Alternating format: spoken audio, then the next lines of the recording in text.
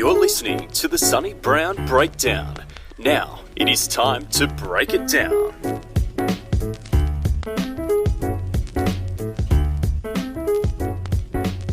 Welcome to episode 60 of the Sonny Brown Breakdown. I'm your host, Sonny Brown, and in this episode, I talk to Chris Paine. He's a Jiu-Jitsu black belt under Preet Mikkelsen, and he's recently released an instructional titled How to Defend Against Everyone. So we discuss his thoughts on defensive BJJ and also teaching and learning Jiu-Jitsu through the use of heuristics, focusing on control points, and how he can then emphasize those defensive principles as well as optimizing offense. We also touch on the importance of providing context when communicating techniques to learners and how understanding your body dexterity can improve your grappling game. So I hope you enjoy the episode. Chris always brings a different take to the sport. If you'd like to support us, you can purchase a t-shirt on scuffle.com.au or check us out on the website sonnybrown.net. Without further ado, let's go to the podcast. G'day, Chris. How are you today, mate? Good night. What time is it for you there? It's middle of the day for me. It's 2:14 for me, so I'm feeling good. I think this is the right time to record a podcast for about 2 hours. Thank you very much for staying up late or just kicking through. She said you were just at a gig, so hopefully that's got your energy charged up and ready to power on. Yeah, I thought it was, when we planned this, I thought, you know what, if I plan it just after that, I'm going to be wired, so I can go throughout the night. Let's go through to dawn. Let's see what happens. I like the sounds. Dusk till dawn, Jiu-Jitsu. Yeah, exactly. Martial arts grappling talk. That's it's a good evening. So yeah, with the second time on the podcast and first time we had a chat, we covered some really interesting topics. You explained your universal theory of guard, which I recommend people go back and listen to that, as it was something that I had just used last week in teaching a lesson in talking about always defending the space behind the kneecaps as a way to prevent guard. And it was just perfect timing that you had reached out and also released a new Fanatics instructional, which I'm sure would cover some of that same material. Is that correct? Yeah. So the way the Fanatics DVD came about is so I had that Globetrotters class went viral or semi-viral. I say viral. It had BJJ viral, not Gordon Brown level. Gordon Ryan level. Yeah, Gordon Brown, very different person. Gordon Ryan level of viral, but it's enough viral for me. Yeah, I managed to get in front of Fanatics, and they said, yeah, I can come out to Boston and record. And I racked my brain thinking, what can I do? And I thought, you know what? It's been 3 years. Ideas should have changed in that time. So I redid that class. A lot of new ideas, a lot of different ways of simplifying what I tried to explain in that YouTube video with regards to guard passing and guard retention. And I mean, the core ideas always remain the same. You never want anyone behind your head, in your armpits, or behind your legs. And if only Jiu-Jitsu was that simple all the time. But yeah, it was a heck of an experience to actually go to the Blue Room and be in the studio and sit down and finally put these ideas out there. I mean, if anyone's actually bought it, I did ask before I went if I could borrow a whiteboard, if there was one in the studio that I could use. And they're like, oh yeah, don't worry, we've got a whiteboard. And just as we were about to record, it was like, oh, so you're putting your notes on the whiteboard? I was like, no, I'm teaching with it. Like, oh, you mean in front of the camera? Like, yeah. I'm going to try and explain Jiu-Jitsu with diagrams. So you can tell I really put some new ideas into this new release. Very interesting. And now it's called How to Defend Against Everyone, which is a big claim, Chris, a big claim. So how is that even possible? Where do we begin with that? Well, I didn't choose it.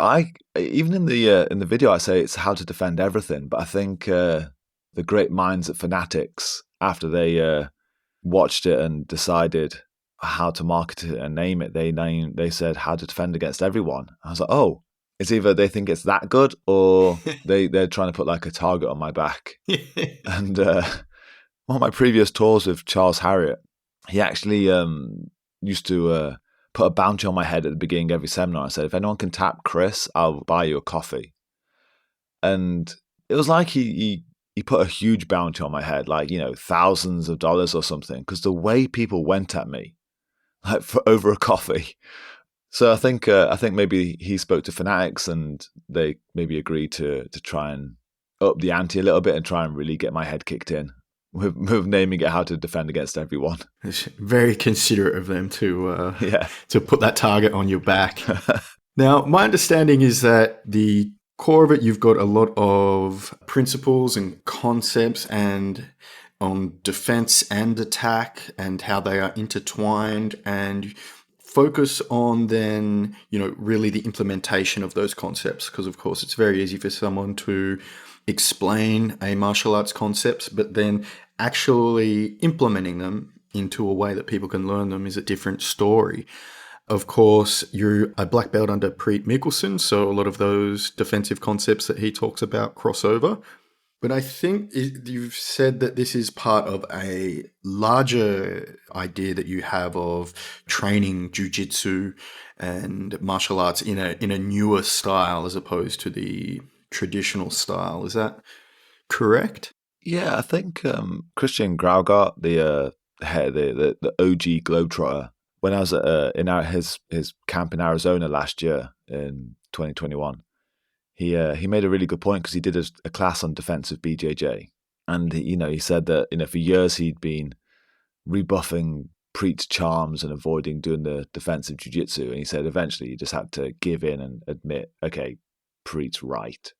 And then the next problem is, how do you teach normal jiu-jitsu like side control when it doesn't exist anymore? As in, when you have stuff like Running Man and you have people in your gym instantly going to Running Man the second you pass their guard, how can you then ask them to lie on their back with their arms up so you could show side control? And it caused I remember it happening for me. It was almost like an existential crisis of how do you teach all these different situations? Like, how do you teach people to attack a turtle when their elbows are wedged into their hips and you can't get under them to like take their back or anything like that? And the way I kind of boil it down is, I think it's a more general problem, as it were, is that you think, what's the general criteria for being a jiu-jitsu coach? Running a gym, be a black belt. But what's the criteria for being a black belt? Be a badass. Be someone who can kick everyone else's ass. I can't really see how those two things are related. And I think it causes like a even wider conversation in regards to respect on the mats and, not asking your elders for a role. And I mean, Preet says it very well in some of the seminars, is that, I'm just a guy who knows more about jiu-jitsu. There's doctors on the mats and engineers and, intelligent people. So how can I tell them how to live their lives or have any sort of control over them when they are infinitely smarter than I am? Mm-hmm. And I think he hits something on the head there, but, and it's the exact same as we're just people who can beat up other people. So how the hell do we know how to teach this sport? We can do it, sure. We may be quite tough, but being able to actually explain it is a completely different beast. And I think that's why it's sometimes easier just to fall back on how we learned it initially. If I, it's one of my favorite questions is to say to someone, what's the first guard you teach a beginner? And 8 times out of 10, it's, close guard. Well, why? Oh, because it's the first guard. Is it? I guess so. So the second you start like just peeling away a little bit, you start to have all these kind of like moments of, well, why do we do it? And then causes the even bigger problem is, then what do we do instead? And is there a way of training better? Should we train better? Is it the right way, or is there a different way? And then when you start coming across the defensive postures and denying people those gaps, you really have to then start asking those questions of, then how the hell do we teach this? When someone walks in, you can't just explain close guard to someone when, like you just said, is that, you teach guard passing in a way that, you deny people the back of the knees and the armpits. Then how can you ask them to go get close guard? Yeah, it's complex. And I thought it was quite an interesting rabbit hole to go down. Yeah, well, I think part of that reason is the foundation of it being based in that self-defense aspects, and perhaps, self-defense from the traditional perspective is very much, someone is attacking you from this angle, do this to stop it. But now with just Jiu-Jitsu being trained to compete against Jiu-Jitsu and that being a main reason for a large growth in the sport, that becomes, a bit different. How much of that self-defense aspects should be left in? Are they one and the same as sport Jiu-Jitsu, or can they be separated? But I think that could be some of the reasons for those traditional holdovers. I think that even the self-defense argument, I think, tends to fall apart a little bit in what we do. I mean, you've got you're from an MMA background, and in MMA, people, when they're in close guard, will try and stand up. And when you posture up in normal Brazilian Jiu-Jitsu, you can't hold someone down. And if that's the main way you're told to, pass close guard, it's almost under the assumption that the person on the bottom is going to stay on their back.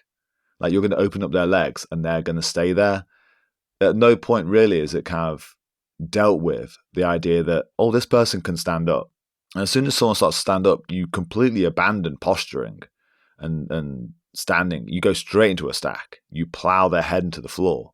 And so that kind of idea that, against someone in self-defense, they could, you could be on top in close guard. You won't posture in like you would in Jiu-Jitsu. So then you think, how much of Jiu-Jitsu is only applicable in a Jiu-Jitsu environment, where a lot of it is under the assumption that it's almost like, people say the sport aspect of Jiu-Jitsu is ruining it. I would disagree again. I think the sport aspect of Jiu-Jitsu is keeping it alive, because in competition, people will try and stand back up again. Watching the ADCC a few weeks ago. But in the gym, people won't. They'll stay on the floor. And then you develop all these bad habits and false positives of, I can posture up in close guard because they won't stand up, or this like mutual assumption, or close guard, or wherever. And then you come across, MMA, self-defense, sport jiu-jitsu, and the whole thing just falls apart at the seams. Yeah, very much so. So those, it's kind of those foundational assumptions of how the sport should look, or the art should look, that have of course, shaped those training methods. And there has to be, though, somewhat of a, the reasoning behind it, or just that style that has helped Jiu-Jitsu get to the level it has. Those things that have been used to teach the sport, even though we now look at them as obviously being outdated and part of the tradition. But do you see any benefits in that teaching style that perhaps shouldn't be completely neglected? I think it needs to be looked at again completely. Mm-hmm. There are different levels of how much people are stepping away these days. Some gym. I went to Ryan Hall's gym whilst I was over in the States, and Ryan's jiu-jitsu teaching, like how he runs his class, the concepts behind it. I just had to sit down with him afterwards and say, that was incredible. That was, how have you got to a point where you're still comfortable being completely away from the regular orthodox approach? And on the flip side, I went to a gym near where I live. I had a free night, so I thought, I'm going to visit another gym. And the class he was teaching was arm bars from mount. And he asked the main technique of the class, and he said, right, okay, I want the person on the bottom to put their arms straight up towards the ceiling, and then the person on top is going to swing around for an arm bar. And he even then prefaced it by saying, you'll never see this in sparring. Classic. And I thought, why the hell are we doing it then? And that this is never going to happen. So why are we doing this arm bar? But then you get to that point of, he may not know any other way of showing that arm bar. Yeah, it kind of comes back round to how much of it can we tear down? Mm-hmm. And, some stuff may remain, but I think some stuff has to be abandoned. To think that, especially in this age, that more intelligent people are coming through, people who are more respected when it comes to coaching. I mean, that's the other thing, is that you think, I get it a lot, is that when people watch my DVD or my videos, or they go to a seminar, they talk online, so the first question is, has he won worlds? No. Have any of his students won worlds? No. Then why should I listen to him? And it's like, okay, that's fair. Except you think, if the language of an athlete and the language of a coach are entirely different, English football, the top coaches in English football, crap footballers. Arguably one of the best was Alex Ferguson. And, that he led Manchester United to that treble win in 99. And incredible coach, wasn't a great footballer. But then the guys who are on that team that have then since become coaches and managers, they all suck. They're terrible. And so the kind of other sports have kind of realized this, is that coaching and athletic prowess don't normally go hand in hand. Yeah, in Jiu-Jitsu, it's that first question is, but what have you won?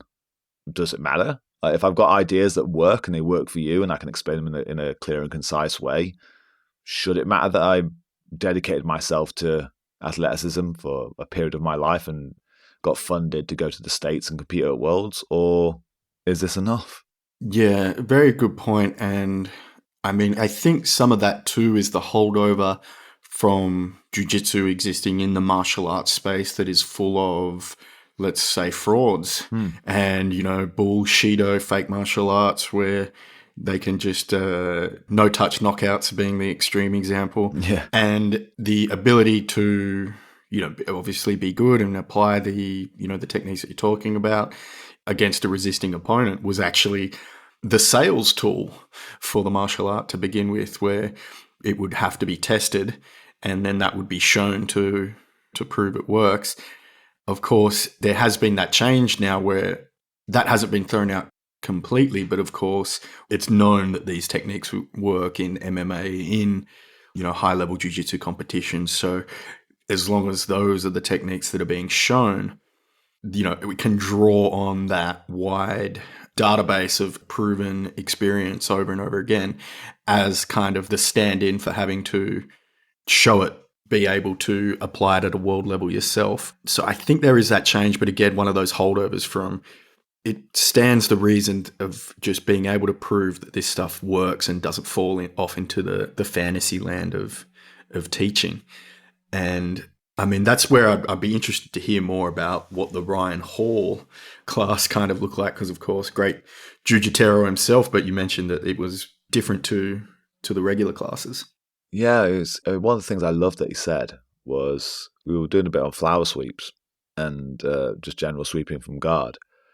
And what he likened it to was, he said that the more complex parts you put in your jiu-jitsu moves, the more likely it is to fail.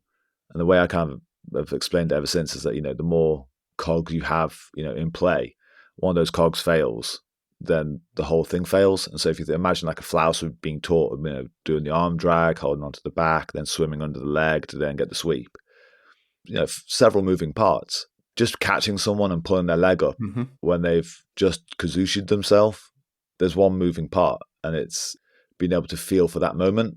And then when every time he was explaining something, it was very concept heavy and there was a lot of choral and response, and all his students would be able to repeat the concept back and finish what he was saying.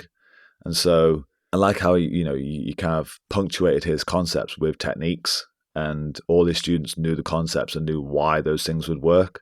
And I found that fascinating is it wasn't just, here's a dry technique, here's a flower sweep, here's another flower sweep, here's another entry. Everything was underpinned with concept, and everyone knew the concept, constantly just reiterating it back to him. And the entire class was like that. It was quite fascinating to have it approached that way. Yes, and I think that's part of what you are doing with the way you're teaching defense is really the concept is the main point you're trying to get across, and then the technical example to back it up. Is that kind of the general gist? Yeah, I think it's funny is that how I show Turtle in the DVD with the arms pinned into the ribs and into the hips, I don't actually use myself. I mean, I'm over 5 years into this system now since first meeting Preet. And, in the early days, it was a case of, jamming my arms in and hoping for the best. But I think the best way of explaining it is learning the postures really introduced me to the importance of those gaps. So I could see instant feedback. I wasn't being controlled by whoever I was rolling with. And over time, I was able to then, through awareness that those gaps exist, open myself back up again just with a now heightened awareness. It's almost like when you have boxers who, the awareness of their chin is so good, they can fight pretty much with their hands by their sides. But you can't teach that to a brand new boxer. You have to have them do the clunky footwork and the clunky hands next to their face. And, everyone's got to start somewhere. And so that's how again, one of those main criticisms I hear when it comes to the postures is that people feel that they're so disconnected from their regular jiu-jitsu, as in they've got the regular attacking, and then you drop into running man or drop into turtle, and it's like, and then you come back out and you go back to your regular attacks, and they say that it's really clunky. It doesn't feel like it connects to my regular style. I'm like, it won't. It isn't going to feel fluid, but it's introducing you to the importance of this and making you aware that this is where safety is. And I was watching a lot of the fights from the ADCC, and you could see the parts where it was all the stuff that I am aware of, and I try and like beat into people's heads as they were hand fighting. They were denying the space, and then the second that space was then open, they were taking it and just not letting them have it back. The fight between Kenan Duarte and Craig Jones spent a bit of while in half guard, but then the second he gets an underhook and then he climbs into mount, he just rips Craig's arms up next to his head and holds them there and just keeps his armpits. And then he spends the next 2 or 3 minutes just trying to fight him out of his armpits again. And you think, yeah, this is it. But these guys are high level, so they're aware of the spaces. And because they're attacking, they are masking those spaces with attacks and then returning. And it's like boxing. But that takes years of experience to be able to get to there. So how do you explain this to a white belt? And my belief is with, running man, is with the tight Tele style turtle, and just making them aware, which then again, like I say, it changes then how we're supposed to approach jiu-jitsu, is that bringing these in on day one, how do you then go about explaining normal jiu-jitsu to them? It's a difficult one. So what are the ways then that you have proposed to deal with that? I think it's a case of the second someone comes in, they get made aware of the defensive postures, because we all remember our first day and getting murdered relentlessly by everyone. And we are from an older era where it was like dog eat dog. If you're tough enough, you can stay, and if you're weak, go home. It's not for you. And I think we can be better than that these days. And if we can give someone like clear, concise, you keep your arms tied to your legs, your elbows tied to your hips, keeping a ball, you'll be fine.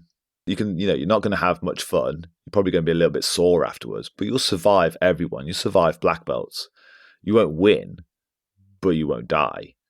And then over time, they can kind of then get curious and go, oh, okay, well, I can leave this shape now and start attacking. But they already have an awareness that, that hiding in the armpits does result in safety. And the way I kind of like, I explain it to my early students, shall we say, like they've, year one students, is that day one, you'll have really high defense. And it'll stay that way until then you start attacking. And then the second you start attacking, your defense will drop and it will keep dropping. And because you'll get addicted to attack and you'll forget about, you can just hide the gaps again. And it's my job to try and make that bounce, that dip in defense as small as possible. Because it's easy to get, addicted to wanting to get the win, wanting to like get the subs, when you can get too far down that hole and then just get beaten up again. It's like, no, just bring it back, bring the arms back in, reestablish how much you know about defensive postures, then come back out again. Until eventually they have such an awareness that they don't have to then always hide it. They can just mask it as you would in boxing. You know if it's exposed, about distance, about the pocket, that you don't have to hold your hands next to your face at all times. You can relax, but that takes time. Yeah, definitely. And from that boxing example, I mean, one of the obvious things too is generally when people are both shown the same stance, which the parallel for the jiu-jitsu world is the postures that you talk about, that they then fight out of, which I believe is one of the key things that you discuss as well. And one of those ways to get those setups that I believe you also like, I'm a big proponent of, is just hand fighting drills and just hand fighting from wrestling, and then, incorporating those hand fighting drills on the ground as well. So I believe that's something that you are also big on, and, setting those postures and those stances, and then the hand fighting being the intermediary step of getting people to fight out of there and attack out of there. Is that close to it? Yeah, I mean, seeing the postures initially, because you're going to suck at hand fighting. Again, Ryan Hall, I might be a fan of his. About 11 years ago, he was in the UK for a seminar over in Leicester, and I was a bright-eyed white belt at the time, and he was talking about, weirdly, and I beat myself in the head about this, because if I'd only understood what he was saying that all control in Jiu-Jitsu is based upon who inhabits the space between the other person's knees and armpits. So don't let anyone in between your knees and armpits. And he said that 11 years ago in a seminar. And I was like, oh, interesting. Then completely ignored it for 5 years until I met Preet. And then the second part is he got like the newest guy in the room. So, who's done the least amount of Jiu-Jitsu. And, some guy's done a month, comes forwards. And he goes, right, I'm going to do a rear naked choke. Puts the guy in a rear naked, guy taps. Ryan then says, right, I want you to put a rear naked on me. Guy does a rear naked, Ryan taps. He goes, see, we're both human. We both tap to the same submissions. So what makes me a black belt? Because I'm going to get there in much more interesting ways and much quicker than he is. Which now, 11 years down the line, I understand as his hand fighting is better. And it's the same like saying wrestling, is that when it comes to the pocket and distance, the second that someone's in reaching distance, the hand fight has started. That kind of like the edge of the pocket, the bubble is, where your hands can reach. If you aren't hand fighting at that distance, you're going to die. You could have the best double leg in the world, but if you can't get past someone's hands, that double leg means nothing. And it's the exact same in Jiu-Jitsu, is that I think the example I use in the DVD is if you imagine like a room filled with smoke and a laser pen shone through the smoke, you're going to hit a certain combination of molecules, of particles. And that is a combination in Jiu-Jitsu, is that through the chaos of a situation, some coach got from A to B, from the position to the final submission, the minor control, the setup, the sweep or whatever, through a certain amount of hand fighting. He did an arm drag, or, she did this or whatever. And then they got their move. And then they're essentially then teaching that combination in a class. Like, once upon a time, I hit this. And then when you come to use it yourself, you're basically trying to recombine those same molecules of smoke to then use that setup, instead of knowing where you are, knowing how it relates to where you want to be, and finding your own way there, rearranging your own particles, which again is just hand fighting. And again, beginners are gonna suck at that, as they should. So having that kind of denial of the space, that kind of third distance, you have the distance of there is no fight, you have the distance of we're in the hand fighting pocket stage, and then you have the third distance of now we're in a clinch. So you're going to suck at the first two. You're not going to understand anything about distance. You're not going to understand anything about hand fighting. So just deny them underhooks. Just deny them your armpits. And then when you feel comfortable, hand fight to deny the armpits. Be active. And if you mess up the hand fight, go back to just covering the clinch again. And that's kind of like a way of stepping out of it, is that, it's one of those fun little demonstrations I do at seminars, is that I go, who's the newest guy in the room, or girl or whoever. And I say, right, I want you to interlock fingers with me. I'm going to try and pass your guard. I'm a black belt. I've been a black belt for a while, and I've been doing jiu-jitsu even longer. You've done jiu-jitsu a month. Okay, so I should, in theory, be able to smash your guard in half. But with interlocked fingers, I can't do anything because I can't hand fight. They've won. And if that's all it boils down to, I make the joke of, if that's essentially what separates us from the animals, if that's what separates most of the belts, why shouldn't all our classes just be hand fighting? And the general reason is it's boring as fuck. And that, as much as, if I was to get my students in and go, right, okay, we're doing an hour of hand fighting, I would have no students and no gym. Because again, I think we're conditioned to expecting technique instead of actually something that may work out helpful for us. Yeah, you'd have one student, it'd be me going, I love hand fighting. So let's go. An hour of hand fighting, that's a good workout for me. I'd enjoy it. What's funny is that most of the advanced people I come across, I know Matt McPeak at the same Arizona camp, I think he put up Fanatics DVD about hand fighting. Mm-hmm. So I think most black belts I come across just talk about hand fighting, and you think, yeah, great. I know we're all hitting the same conclusion that this is one of the most important aspects of jiu-jitsu. But have you found a way of explaining it to people yet and making them work it? No. Oh, okay. That sucks. Yeah, and that's where I think, I mean, the traditional way of showing a complete move kind of lays that, at least, you know, it's the understanding of, for people, of what it is, why the hand fight's important, why it should matter, because, you know, they kind of see the end product of what can go wrong or what can go right if they're attacking. And it kind of, you know, gives them a guide to head towards, even if it is just a large technique that could be broken down into smaller components. It somewhat just gives that guide of, you know, to someone who may have never seen an armbar, never seen a triangle choke, have no idea why it should matter or why they're on the ground, and can build somewhat of a basis. Whereas now, having seen all that, I know that, okay, if I'm ever going to get there, the hand fight is where it starts and stops. So I need to spend time on that as much as possible. So that's one benefit, I think, perhaps, of the older style. But I think there's still ways for it to be updated. I think I might have mentioned this last time we spoke, is that about one of the main ways I use is backwards working. So I'll get people to start at the end. And, you know, say if we're doing an arm bar or a heel hook or something, it's to go, right, okay, well, what are we actually breaking initially? Like, watch some mutilation videos, watch it go wrong in competition, and, you know, someone's leg gets broken. There, you know, okay, this is what I have to accomplish. This is my end goal. I mean, here's an interesting question. So you go to a competition of a weekend, you know, we're both not spring chickens anymore. We've got families and jobs and everything. And we're going to a nice local competition of a weekend, and someone of a similar, you know, lifestyle to us, you know, they're mid-30s, 40s, just want to, you know, look out for a nice weekend doing jiu-jitsu.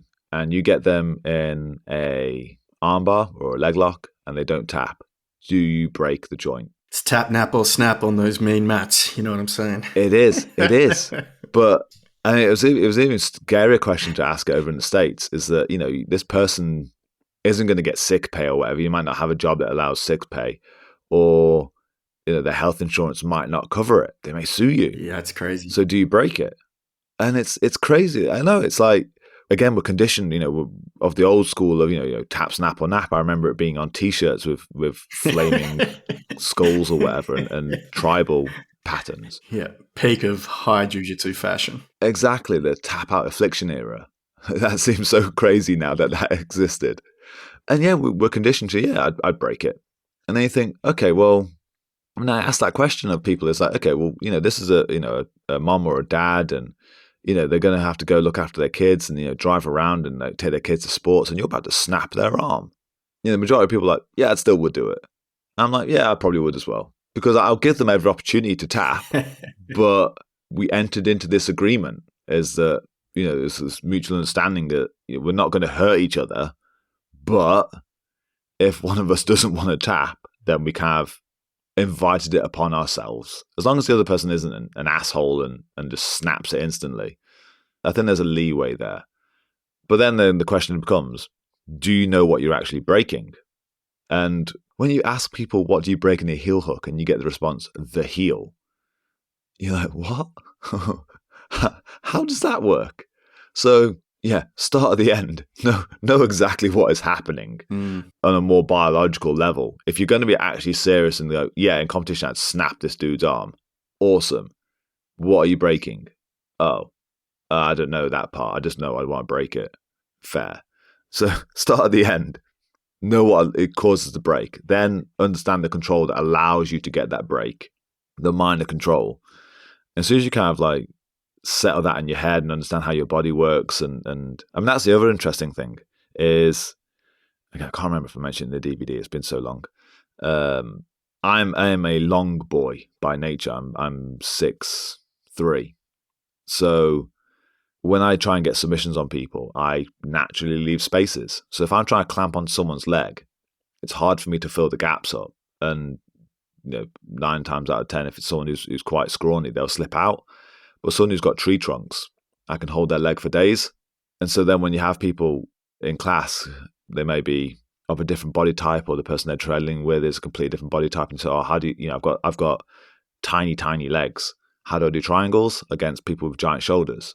And we try and go down the martial arts route of, oh, wow, you have to do it. You can do it this way or this way. It's like, or don't. Like, you're not supposed to. You have tiny legs and they've got giant shoulders. Maybe pick another technique. Maybe have some fight IQ and use something else. Which then makes you think that in drilling, it's only correct for that very moment in time against the person you're training with. Because the second you put it against someone else, that technique's wrong. Again, I liken it to, so I've got 2 students. I've got a brown belt, Knack, who is shorter than I am, and he's got tree trunk legs and tree trunk arms. If I go for an armbar on him, because his arms are so short, I just go flying off the edge. Like, he can just retract his arms and I just go disappearing into the ether. But he's got tree trunk legs, so when I go for a heel hook, he isn't getting rid of me. I've then got a 15-year-old white belt kid, and I can't heel hook him to save my life. He's a scrawny lad, he's 6'2", and because his legs are so thin, by the time I try and latch onto him, he's pulled his leg free. I don't know if there's an ethical thing about heel hooking children. I'm not here for that. There's certainly memes about it. Yeah, exactly. I actually teach heel hooks in the kids class. I think it's fine. But yeah, it's like, so the technique only works for that very, very moment. And the second it kind of changes, it all goes out the window. So breaking down actually what the control is. Like, someone's who's broken down what the break is, broken down what actually causes the control, and actually how it should work for all our individual body types and what to expect with different body types. And as soon as we kind of understand that and how our body should apply to that control, then the hand fighting comes. We need to find our way to the control we wanted from different scenarios. And hand fighting is essentially getting through that initial pocket bubble barrier, exposing someone's armpit or behind their knees, and then latching onto the minor control that we wanted. And so instead of just doing that kind of, here's guard, here's a setup, here's a triangle, your legs are too short, sucks to be you. Again, I think there's more interesting ways of approaching this. Yeah, okay. So my understanding then of that is by looking at the idea of just focusing on the control above and below the joint that you're attacking as the main guide, then that allows you to take a more nuanced view on why the differences in body size can lead to different techniques being applicable, which is one of the big things that I've been thinking about as it becomes so apparent when you do get that room of all different body shapes and sizes and you're trying to, teach a one-size-fits-all approach when something doesn't fit for someone. But that just focusing, that control above and below the joint will give you a good indicator of why or when the different techniques are going to be useful. Is that correct? Yeah. I mean, it was actually, again, it's all these different black belts over the years have been saying these things, and I just couldn't wrap my head around what they were saying. And I feel like such an idiot all these years later going, I get it now. I mean, I went to a Danaher seminar at Braulio Esteema's gym in the UK about 5-6 years ago. So I had like a very young Gordon Ryan and Gary Tonin there. So it was a great seminar. There must have been about, including Braulio and a bunch of like 20 other black belts. It was a fantastic room. And one thing John mentioned was that, one of their initial drills is that they have to be able to hold onto someone's leg in like an ashi with their legs, and the other person try and pull their leg free. You just got to be able to hold onto it, and that's one of their warm-up drills.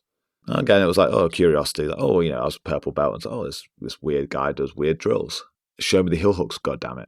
And all this time later, I then understand it's whatever the joint closest to the body is, I refer to that as like the positional or the control joint. And then the one furthest away is like the lever joint, the one that actually causes the submission. So if you imagine like doing a heel hook, you want to destroy the knee. And so you want to latch onto the hip and you want to latch onto the ankle. Well, the hip's going to be the positional joint. And if I keep the hip, eventually, if I've got brilliant control over the hip, eventually I will get your heel and I will cause you a mischief. Same as an armbar. Is that how much of it, us rushing arm bars and causing injuries is based on the idea that we're afraid and we think the other person's going to get out? I mean, if you knew that they could not get out, you had their shoulder completely locked in, would you need to rush to the armbar? Could you just slowly stare them down as you put the pressure in? And then it kind of makes you think, right, so what should we be focusing on? Should we be focusing on actually getting to the end, the come shot as fast as we can, or spending some time working on the positional control, working on these minor control positions? These, all these positions have names. I'm pretty sure like the armbar one's spiderweb or whatever it is, and then you've got ashi or sankaku or honey hole. They're all positions that then lead to these submissions. And every time I've felt like an elite level leg locker, that's one thing that kind of amazes me, is the pinch and the clamp they get on your hip and on your thigh. I think, wow, if that's what you guys are focusing on, why aren't the rest of us focusing on that? Again, credit to Mr. Danaher, one of the little rambles he put on Instagram some time ago, it must be a month or two ago, referring to your, all power coming through your legs.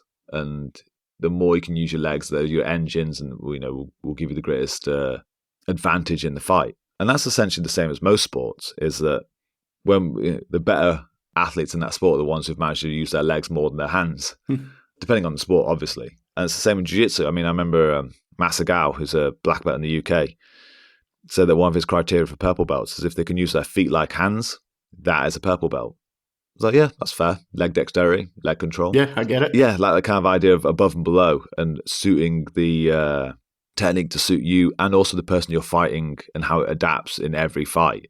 And then knowing, right, okay, I need to focus on using my legs to latch onto their hip or their shoulder as tight as humanly possible and control it as long as I can.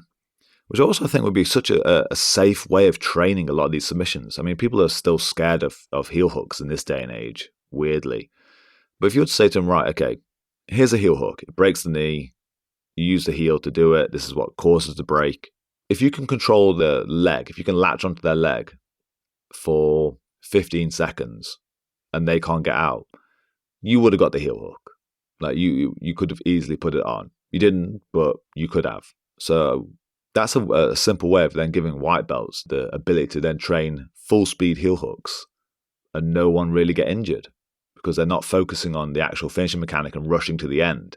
They're focusing on holding on to that upper joint, against all these different body types and working on that knowledge. Yeah, I mean, that's such a crucial part that, especially in the training room environment, is that the culture that you ideally want to foster of that, being happy to get to the end of the submission and being able to control for a good period of time before, feeling even the need to apply it. Certainly you don't want to create a culture of people just ripping things on without any opportunity to tap.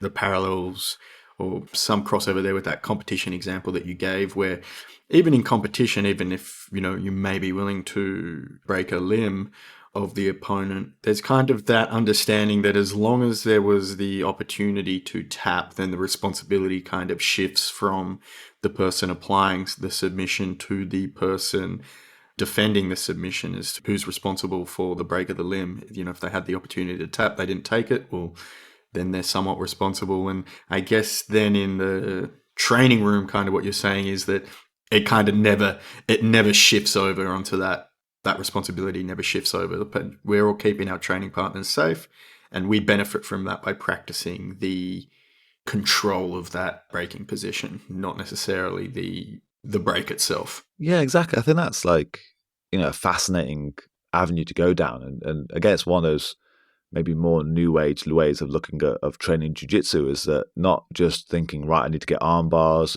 like when, I remember drilling arm bars and it was how many, arm bars could you do in a minute? And they were god awful. There were gaps everywhere. There was no control, and the arm bar was, quickly slammed on, and it was terrible in training. And then you'd never hit it because it was a very certain set of circumstances where one person's arms may be straight up in the bottom of mount. And so, I look at the people who are under me, and I think, right, well, if I teach you how I was taught, it will take you as long possibly to get to where I am. So I don't want you to take 13 years, 14 years to get to where I am. Mm. That seems wildly inefficient. I want you to get there in 5, 6 years. That's my goal, which means I can't teach you how I was taught. There has to be a smarter way. Mm. And that's then my job as a coach. I mean, it was one of the things that kind of really affected how I look at it is there's a book by Martin Rooney about coaching. And I wasn't sure the veracity of what he said in the book about the origin of the word coach. So I had to look it up just to make sure I didn't sound like a maniac. And it was, to my knowledge, it comes from the Hungarian village called coach. And a coach is something that this village specialized in that they made, it was like 14th, 15th century. They made these wagons that could be pulled behind horses for carrying people to different places. So, you had a coach, like a bus, essentially that's what it kind of morphed into. So why do we call sports teachers, professors, whatever, coach?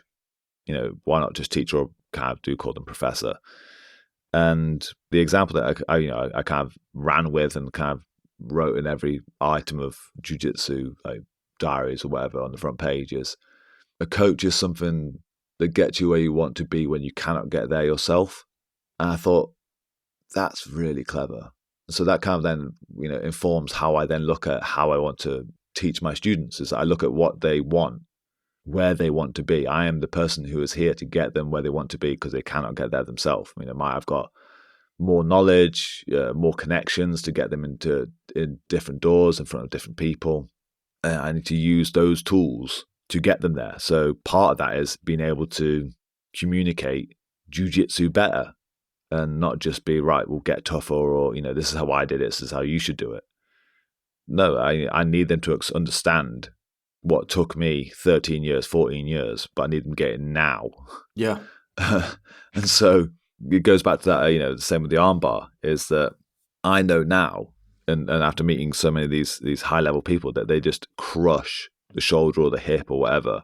Right, okay, then I need to change the drills, because you want to be black belt, you want to be a high-level competitor, you want to be a coach. Down the line, do your own seminars. So this is why this works. This is the information, this is the understanding as I see it. Work on this, work on the control. Because if you work on the control, it doesn't matter who you fight, you can have this amazing base of knowledge that you can just control that limb. You can then choose to submit at your leisure, and you can have all these different people you've tried it on over the years and spent so much longer actually holding those control points than just rushing your submissions and finishing the sentence, finishing that roll and then starting again. You dragged it out and you spent 30 seconds hanging onto their leg. 30 seconds of extra information. Yeah, definitely. I like that explanation of the word coach, which I've never heard before or thought about. So that book, was it Coaching Greatness? Was that the one that you read that got that in there? Possibly, yes. It's got it written on my phone, but I haven't got my phone with me. But it's by Martin Rooney. He did so his background is he gets a lot of guys ready for the NFL draft, and he used to be the S&C coach for quite a few UFC fighters. The guys who are kind of known for their cardio, he was their cardio coach. So he had a few books out probably about 13, 14 years ago. First one was called Training for Warriors. And the people demonstrating the techniques in the book were, I think, Braulio, Henzo, and High Gracie. And I think that the third book, Warrior Cardio, which is kind of like his opus, had Jim Miller and Frank Yeager. Like two guys who are known for being monsters with cardio. Yeah. And so that was enough for me to think, well, if they're going to get into his book and demonstrate his ideas, I'm going to assume that he knows what he's talking about. And so, when he brought out a book on coaching, I was like, right, I need to take some ideas from this guy. And fantastic. Fantastic. It's kind of done from a perspective of like a story, and he's just dropping these kind of like little proverbs throughout it in this kind of like story between him and an NFL coach, like a football coach.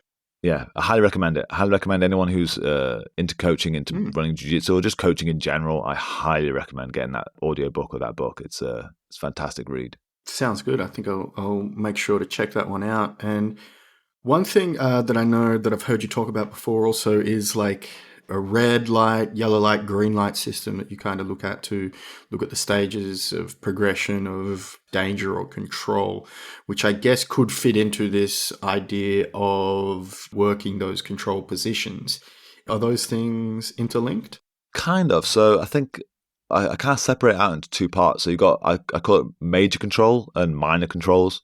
So major controls would be like side control, mount, back control. Anytime I'm inhabiting the space in someone's armpits, and I do try and avoid separating out mount, side control, north, south, in that instead of it being three different positions, they're all essentially the same. I look at it more like a rainbow than just three individual ones. I want to control your armpits, and I'm going to put something in your armpits. Mount, I'm going to put two legs there. In side control, it's a leg and an arm, and in north-south, it's two arms. And so I'm just replacing something of mine in your armpits.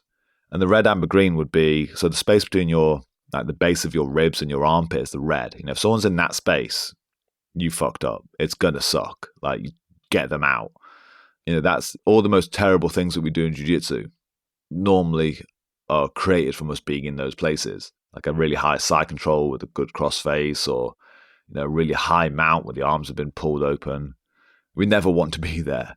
And the first thing we ever do is get them out of that red space, shrimp, or try and frame our elbows down, like T-Rex arms. Mm-hmm. And then the next part is amber. And this is the big one that Preet murdered me with. And this is again one I think, because we all know don't keep your arms out, don't put anyone in your armpits. That's obvious. We all do that. We all frame. But it was the amber one that really got me. So when I met Preet in 2017, we rolled at the Copenhagen camp for Globetrotters. First camp, I'd been doing it already for about 4 years, and never met him before. Again, he gets me into side control, and he just submits me at will. And I'm like, what the hell is happening? And then I'm doing the atypical framing from the bottom of the side, and I ask him afterwards, can you give me any advice? He goes, you leave your elbows out. And my elbows are framed into my body. I'm like, they're not out at all. Mad Eastern European guy. And it wasn't until the next camp in Heidelberg that he explained, Hawkins, and he was on about that space where if you have your arm framed against your chest, the space between your elbow and your ribs will always be bigger than a human wrist. Mm. And so people will be able to swim their arm back into that space and reopen your armpits. And that was revolutionary. And that's why stuff like Running Man, stuff like Turtle that Preet shows is about getting your elbow back down to your leg and denying them that amber space. And so that's why I kind of refer to it as amber, is that you're not in complete and utter danger yet, but you're very close, because they can just pull your arms back open again. They can just swim into your armpits for that tiny gap you've left, deny them that, tie your elbow back down to your thigh, and then get them south of your knee, because then that's green, that's guard, that's gold, we're great. So that's the understanding of major control, and the base understanding of the defensive postures. And when it comes to minor control, that someone's already in your armpit, they're already around the back of your knee or your thigh. Then the explanation of, right, well, say if you're in an armbar and you hold on to your own hand, yeah, you're stopping the submission, you're denying them the lever joint, but you're still in the position, you're still in the spider web or the Senkaku or the Ashi or whatever. And eventually your grip will die, you'll get old, you'll get tired, and they will break you. And so it's understanding that if you do that, it may double trouble you. You hold on to your own hand, it can double trouble your shoulders. Same as if you cross your legs in some heel hooks, you get double troubled and make life worse for yourself. Mm-hmm. So it's understanding of, right, if I can escape the submission joint, or if I can delay the submission maybe with the lever joint, I can then escape the positional joint, and that will just get me out of trouble completely. So we're watching Preet's armbar defense, and I cover it in the DVD, is about defending that core positional joint. And that's predominantly, again, I think the explosion of leg locks, and especially in high level sport, especially sport that involved money, attracted a lot of good minds into this sport. And we then broke down so much of the leg lock game, and it's been such an incredible explosion of the last 10 years of knowledge of then people like, pushing, freeing the knee line. That's not something that I remember hearing pre-2011. Yeah. But what is freeing the knee line? Escaping your thigh. Why are you escaping your thigh? Because it saves your leg. It gets you out of the position. Instead of just putting the boot on and hoping for the best, which is essentially saving the lever joint but still being stuck in the position. Yeah, well, I guess it's that, that gradation of getting down into the finer details where it was shown the escape as a macro movement, but now it is down to, it's got a bit finer of, okay, this is the actual joint you want to escape. And then I guess where you're kind of thinking is, okay, how can we then even take that further perhaps? Yeah, I think if you train the whole controlling the upper joint way of looking at it and not just hunting for the break and working on your control of that positional core joint, to actually have good drilling, you're going to have a partner who's trying to escape that core joint, which then creates a side effect that everyone in the gym gets better core joint control, minor control, pre-submission control, and everyone gets better escapes because everyone, to be good training partners, is trying to free their shoulders, trying to free their hips, trying to free their knee line. And you almost one for one it, and then you start to work on the better knee line and better shoulder defense, and the other person has to then work on their pinch and their bite of that joint, and then you try and escape it. And instead of just being then arbitrary, you do 10 reps, I do 10 reps, they're then working together to improve their submissions and escapes. And it's organic. It doesn't feel forced. Yeah, that's something I've been thinking about, is just that ability to not maybe show a complete defense while showing an offense, but at least just having, those principles that you've talked about to give, the partner the guide is actually going to make things more useful of their time. Yeah. While they're being practicing, couldn't just be replaced by a dummy. They are still actively engaged in the process of being the partner who is having an offensive technique worked on. And just the ways to go around that is certainly something that could be immensely valuable. Exactly. I mean, it's like having a good pad man in boxing. It's not sparring, but they are moving. They're doing footwork. They are tapping you when you drop your guard, and letting you know that you keep your hands up, etc., and then giving you good combos to work with. They're not just a punching bag. Otherwise we just use punching bags. Exactly. But I think that again, it's almost seems weird to even say it out loud. We should be having let people have conversations.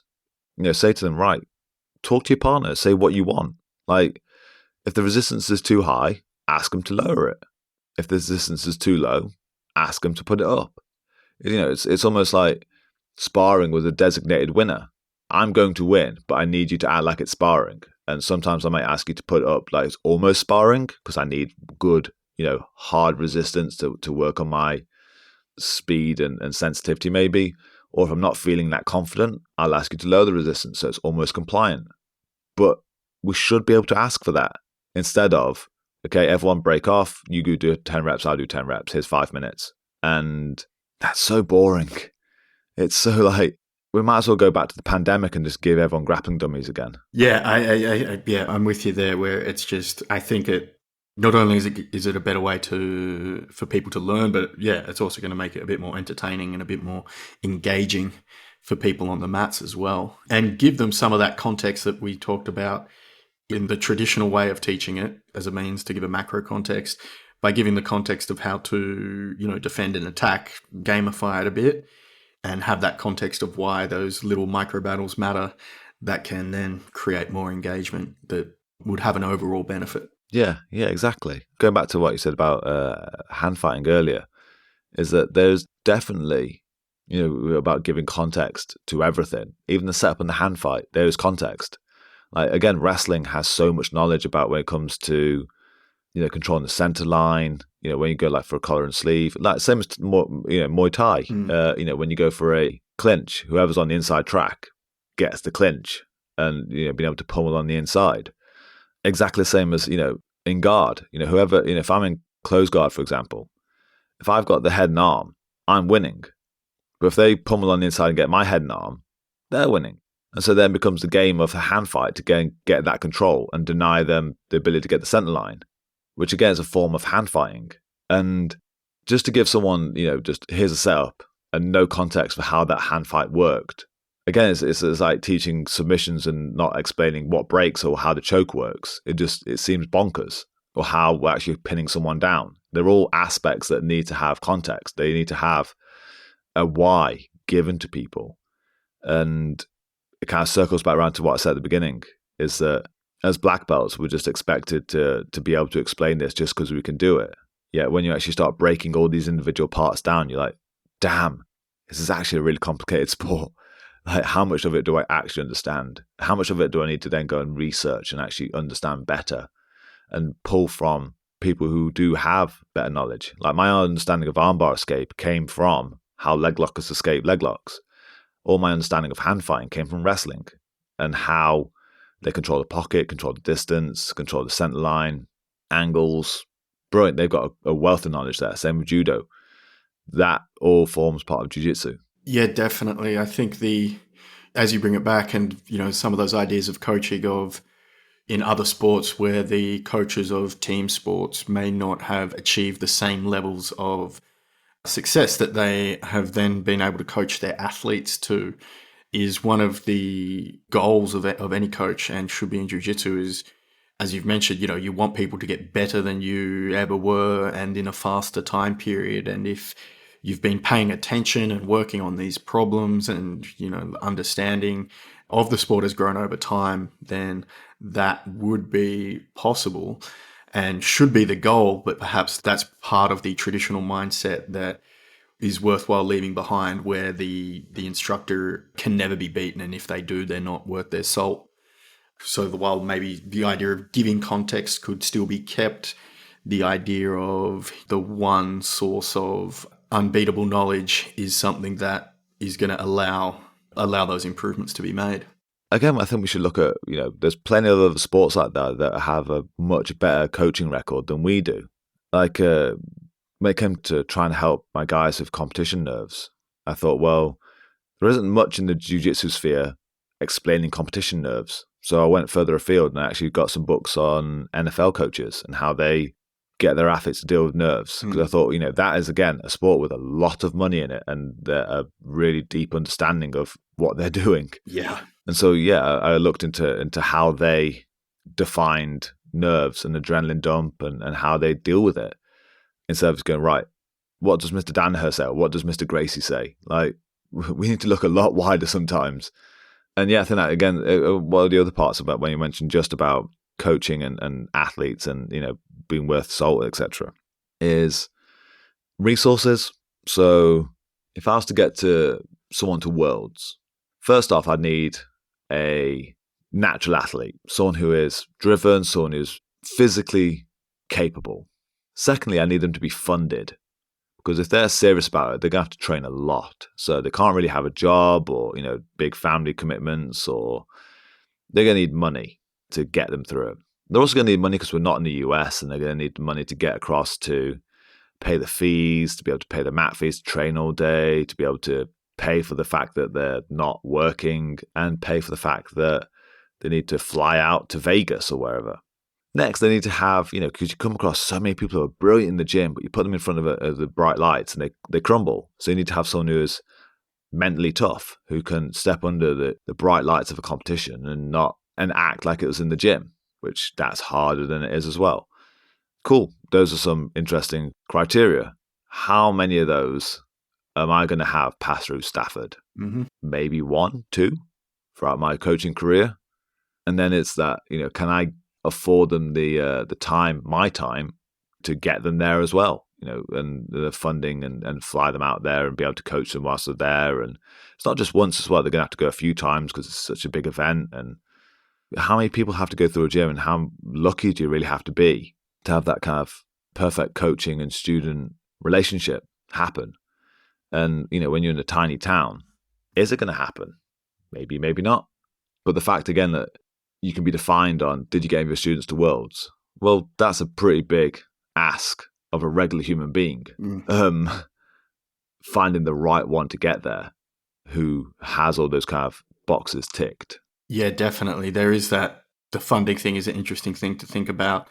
And if you are opening yourselves up to that criticism where that's kind of levied at you, in some ways it's a good sign that it is not, and being able to respond to that in kind is leaning away from perhaps then the traditional way of, well, you only just show what, you keep that control of the students by just showing, your A game and not showing certain things that would work against you. Whereas if you're opening the conversation up where it's, well, okay, these are the reasons why and the hows behind certain things, it kind of removes that old negative traditional side of just getting that authority through control and limit of knowledge, and just admitting that it is an open field and these are the reasons why, that you can address it specifically.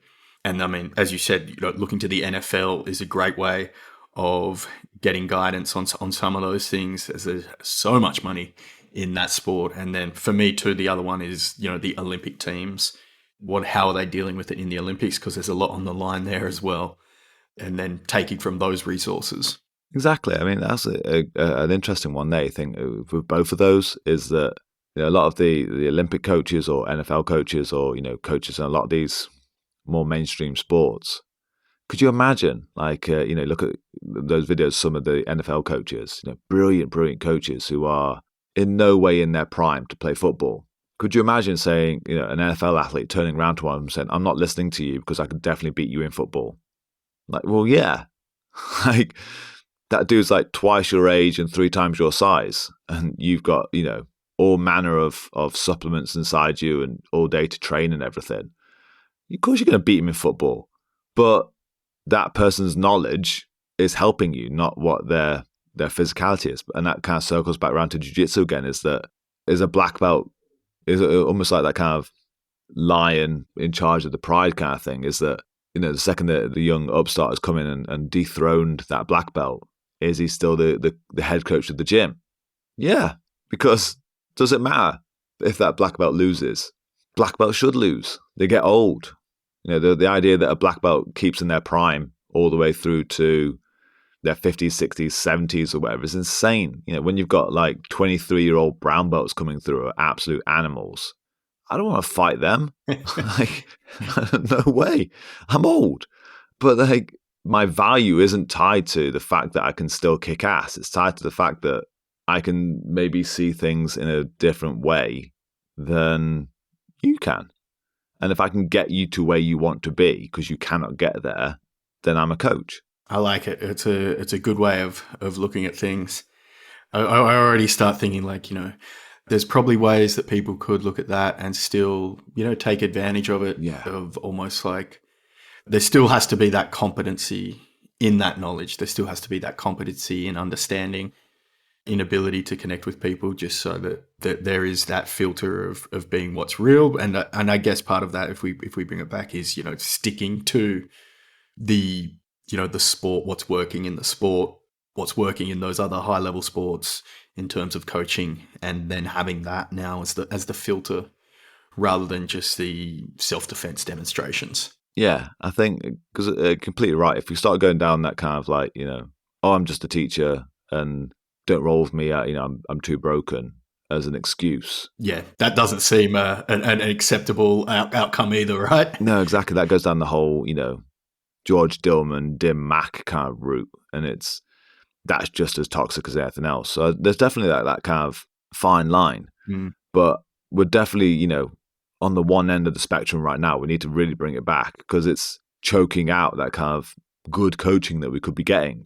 I'd take a smart, engineer-minded purple belt over a hyper-athletic black belt that can't communicate. Because that purple belt's probably got brilliant ideas on explaining jiu-jitsu much better than that black belt, yet we listen to the black belt. Yeah, definitely. That ability to communicate information is that skill that has to be worked on and has to be refined as well, and certainly shouldn't be neglected or looked at in replace of technical competency completely. But I guess then, speaking of the communicating knowledge and information, I guess if we bring it back to some of those concepts that we've talked about, these are things that would be covered in your instructional, I imagine, in how to defend against everyone? Yeah, so I mentioned it earlier, like it got them laughing when I brought the whiteboard out up front in front of the camera. Because again, it's like, I know jiu-jitsu coaches can use whiteboards, but it's usually just to like, write down drills or something. But to actually then like a classroom, explain an idea. I mean, this is a very cerebral sport, and it's funny. It makes me laugh. The fact that we're trying to explain this really complex, intelligent art with charades. Yeah. I think that's so hilarious that we're trying to explain really complex, bits of biology and physics for the power of dance. It's like, why don't we get a whiteboard out and just explain what the hell we're on about? I mean, I did a class over at the Heidelberg camp, and it's probably one of the best classes I've ever done. It wasn't recorded, and only a handful of people showed up. But I spent 2 hours answering questions on jiu-jitsu in a classroom. And there was no mats, no one was in sports gear. I had just a whiteboard and a pen, and people were firing questions at me. I was like, right, just drawing the ideas out on the board and explaining how that things are related to each other. And I thought that's much better use of people's time than me trying to actually explain this on the mats, where I have to do it with my body in some sort of weird interpretive dance motion. And so in the DVD, I crack the whiteboard out and I try and explain some of these ideas. Like at one point, I draw out this idea of like inside-outside positioning. So you imagine a closed guard is an outside position because your legs are wrapped around the other person, thus making them an inside person. And like butterfly would be an inside position because your legs are in between the other person's knees, which thus making them the outside person. Again, easier to see with a whiteboard. But whoever's the inside person is afforded the ability to do leg locks, and whoever's the outside person is afforded the ability to do upper body locks. And so it's a way of reading people's intentions in their games almost very early on, because someone whose legs are pinned together like they're hunting butterfly can almost guarantee that person's a leg locker. And so if you then pull them out of that positioning, it's hard to move in between columns. It's hard to go from a closed guard to a butterfly. It's not impossible, but there's a lot of motion, and that motion is vulnerability, moving parts. And so if I see someone playing like a butterfly, before I engage with them, I'll force my knees down the middle of theirs and I'll force them into closed guard, because then their column has changed. Their intentions of playing leg locks because they're an inside person is now flipped, and now they have to play upper body because they're in closed guard. And to get back to their A game of leg locks, they're going to have to pummel their legs back in. And whilst they do that, they're vulnerable. And so it's just ideas like that. But again, it's explaining that with my body can be more difficult than it has to be. And so, yeah, there's a lot of these ideas I crack out the black pen and go to town with. I really enjoyed the DVD. I had a great time. That's very interesting stuff. I'll be getting it myself to have a look, because I do find your ideas interesting and get that different perspective on it. And I'm wondering now that the whiteboard's been done now. It's old hat. The next progression then could be the PowerPoint presentation instructional, and perhaps leading to a new submission called the Death by PowerPoint. You joke. Which is... I think I can get it there. If Fanatics have me back, you wait. I'm going to come in with a laptop and a projector. I'm breaking the seal on this one.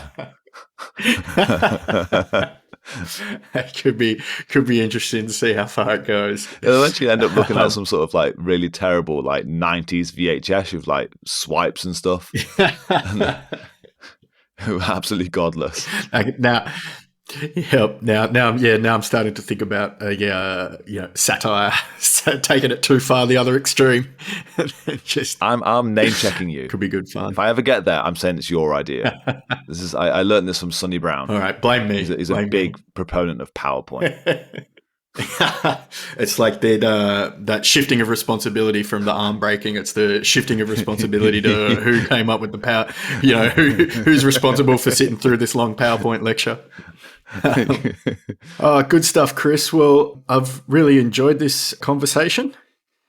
And if people want to get in touch with you, get their hands on that instructional, what are the best ways to go about it? So you can find me on Instagram or Facebook with Chris Paines. So it's Paines. So Paine, ironically, with an ES.